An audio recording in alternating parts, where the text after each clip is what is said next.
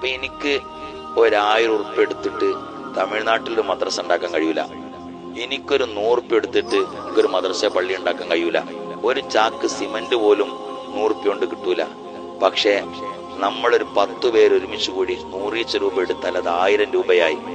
അങ്ങനെ പല ആളുകളും എടുത്ത് ഒരു മദ്രസ ഉണ്ടാക്കി അവിടെ പ്രദേശത്തിലുള്ള ആളുകൾക്ക് ദീനീ കാര്യം പഠിപ്പിക്കുമ്പോ നമ്മൾ അതിലേക്കൊരു 100 രൂപ കൊടുത്തിട്ടുണ്ടെങ്കിൽ പടച്ച റബ്ബല്ലേ വല്യോന്, നമ്മൾ നാളെ മരിച്ച് ഖബറിൽ കടക്കുമ്പോ നമുക്കതിന്റെ തവാബ് കിട്ടിക്കൊണ്ടിരിക്കൂലേ?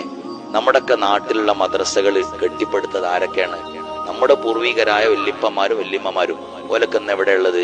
ഓലക്കന്ന് 6 അടി മണ്ണിലാണ്.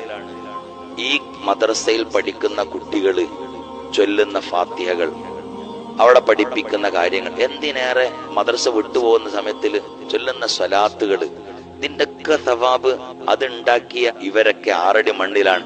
ഓലൊക്കെ ഖബറിലേക്ക് പോലും അറിയാതെ എത്തിക്കൊണ്ടിരിക്കല്ലേ? ദീനിന്റെ ദഅവത്ത് പല ഭാഗങ്ങളിലേക്ക് എത്തിക്കുക എന്നുള്ള വിശാലമായ ഒരു ദൗത്യമാണ് സമസ്ത കേരള ജംഇയ്യത്തുൽ ഉലമ ഈ 100ാം വാർഷികം കൊണ്ട് ഉണ്ടാക്കിയെടുക്കുന്നത്. നമ്മൾക്ക് ചെയ്യാൻ കഴിയുന്നത് ചേർന്ന് നിൽക്കുക എന്നുള്ളതാണ്. അല്ലാഹു സുബ്ഹാനഹു വ തആല തൗഫീഖ് നൽകുമാറാവട്ടെ.